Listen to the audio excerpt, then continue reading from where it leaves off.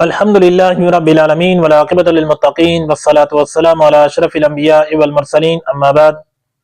सामीन मोहतरम, वज़ू के अंदर गर्दन के मसे का शरई हुक्म क्या है, ये मसला हम आप लोगों को आज इस क्लिप के अंदर बताएंगे। तो वज़ू के अंदर गर्दन का मसा ये अहनाफ के नज़दीक मुस्तहब है। अच्छा, अब गर्दन के मसे से मुराद गर्दन के पिछले हिस्से का, जिसको उर्दू में गुद्दी कहते हैं, इसका मसा वुज़ू के अंदर ये मुस्तहब है। अलबत्ता गर्दन के अगले जो रगे हैं, अगला हिस्सा है जिसको हुल्कूम कहते हैं, इसका मसा वुज़ू के अंदर मुस्तहब नहीं है बल्कि बिदअत है।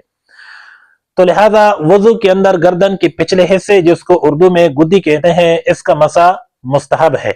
अच्छा, अब इस मसा के करने का तरीका क्या है?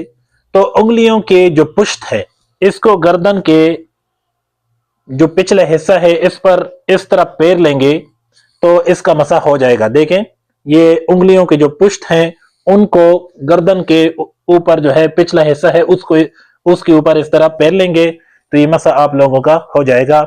तो ये वज़ू के अंदर गर्दन के पिछले हिस्से के मसे का शरई हुक्म और तरीका था जो मैंने आप लोगों के सामने बयान कर दिया। वस्सलाम।